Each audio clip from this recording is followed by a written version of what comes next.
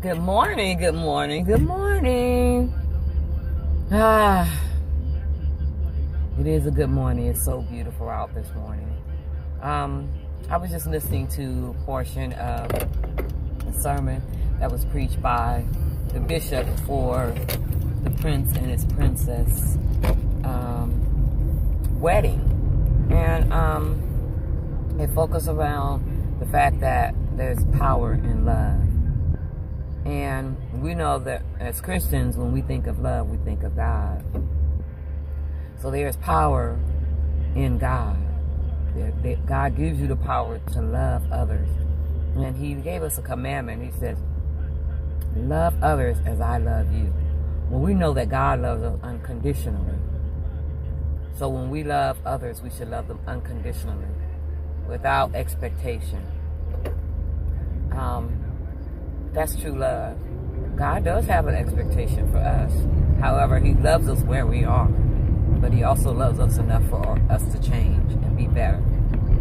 And he's there with us to give us what we need to be able to change and become better Christians. So if you're with someone and you have proclaimed your love for them, and there may be some areas where they are not quite there yet, love them into those areas. Love them into those areas. And it has to be things that are against God. You cannot love a person but not like the fact that he's bow-legged. You can't say you love a person but not accept the fact that they have a mole on their face. Tell them, remove the mole. You know, that has nothing to do with their Christian walk. But to love a person and then they're abusive, that's not of God, because love tells us that love does not harm. So if you're harming me, you don't love me. And so you pray for them that God will change their heart so that they become a more gentler, loving person.